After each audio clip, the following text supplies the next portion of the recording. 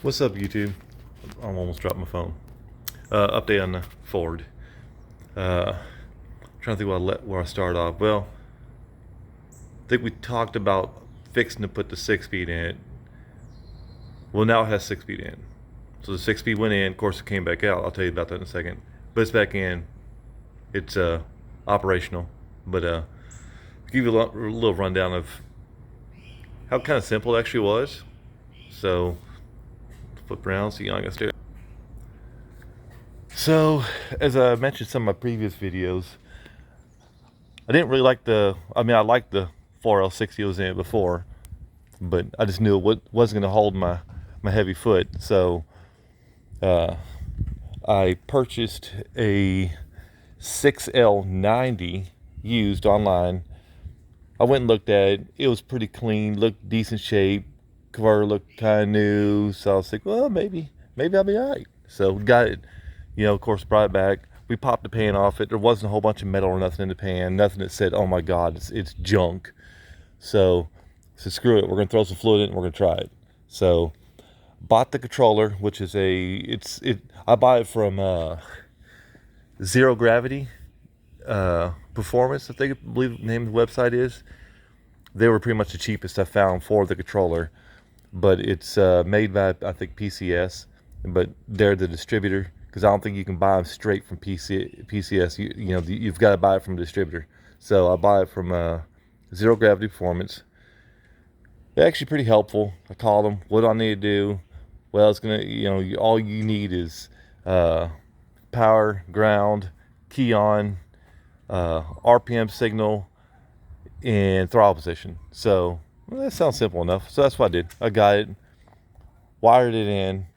I went to lt1swap.com. They had all the information as far as the wiring, because there's different years. There's different wiring. So if you're trying to do anything wire related, when it comes to the engine controller and how you need to do an LS swap, go to them. Like I said, they have it, from this year to this year, this year to this year, pin layout, exactly what wires you're going to need. It's an incredibly helpful website if you're trying to do something yourself. So, got the wiring diagram off of that website, found out where my 5-volt is, my signal, my tach output, and all that, so that I can make this PCS, talk to my engine controller. So it was actually fairly simple to wire up. There's a whole bunch more wires for other options, which I might do later. There's one for basically like paddle shift, because that would be incredibly helpful if you're trying to roll race somebody. You can bump to the gear you want it, because I ain't gonna lie, it shifts good, it works good. It's just the downshifts ain't like what you'd find in a bone stock car. It really takes a lot of throttle to get it to downshift, which I don't really like. And I can actually probably tune that, or I can get somebody to tune that for me, and adjust that a little bit. But because you have to go in and tune the transmission. You could simply hook it up, plug it up, and it function. Yes, it will. It'll drive, shift, and all that. But you got to remember, it's shifting like it's in whatever you pull it out of. And this transmission came out of like a 2500 series, so it was very low RPM shifts. So we tuned it, increased line pressure and all that stuff. But anyways, the reason the transmission went in and came back out is when I first got it going, driving around, I was like, man, this thing's shifting pretty good, except for fourth gear. It's a little wonky. It feels a little weird. And so I called them. They're like, oh, check your torque tables, check this, try that. They told me a few things, tried it, and nothing was making it better. And so, it was really a flare up. And I pretty much knew from the start, man, it's flaring up in just that gear, something up with that gear. It's, maybe it's just toast. So screw it, ordered a transmission rebuild kit. We pulled it out, tore it down. Extremely simple transmission, not even gonna lie, to tear down. In fourth gear was just completely garbage. I mean, it was smoked. So I'm really glad I bought a clutch and steels kit, because it needed everything. So we rebuilt it, put it back together, it's driving, shifting like a dream. Other than like the downshifts, that's my only complaint is the downshifts. But man, it going through gears, it goes through gears great. Uh, you know, that's I say it goes through gears great. Here's what happens: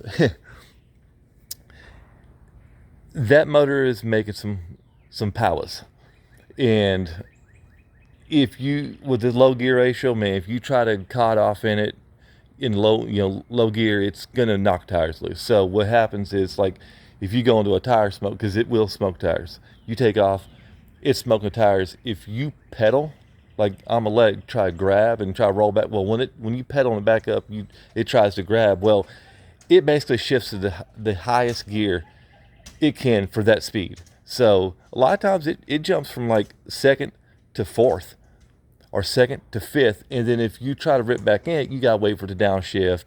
I don't like doing that, because if that turbo is at full spool and I'm way off in the guts of this thing and it downshifts and grabs second gear, it's probably gonna hurt some stuff. Whether it's the guy beside me's feelings or the transmission or drive shaft, drive line, something's getting hurt. So that's my complaint about the whole downshift situation. That's kind of why I want to go paddle shift or some type of thumb shift, because it'd be a lot easier that way. I can pretty much lock a gear and start going through the gears with my thumb, or a paddle, whatever. But that's down the road. But anyways, the transmission's in there. It runs, drives, shifts great. Other than what I've been complaining about. But so if you're looking at doing the standalone, it's actually pretty easy, fellas. Like I say, if you're using a stock computer, you can go to lt1swap.com. It has all the wiring diagram layouts, and it doesn't get much simpler.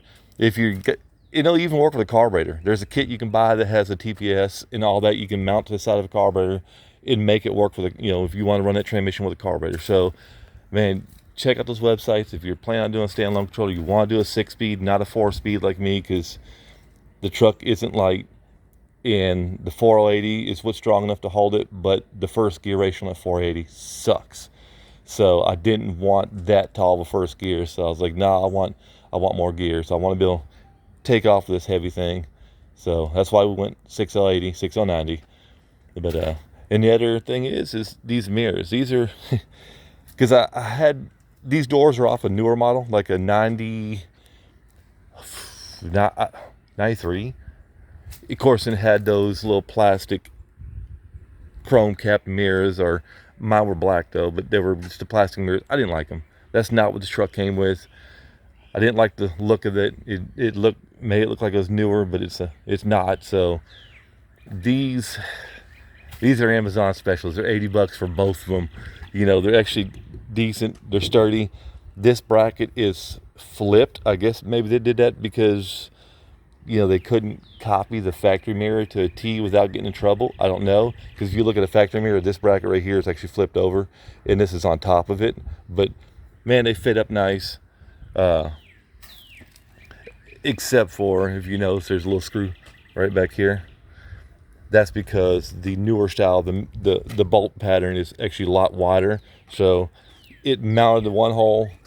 I used a riv nut, nut, I think you call them, something like that, to do that one. Same with the bottom, because I had to redrill the holes. But I just like that style mirror way better on this truck. But that's it. That's the update on this old thing. She's running, driving good, having fun with her. That's what I built it for.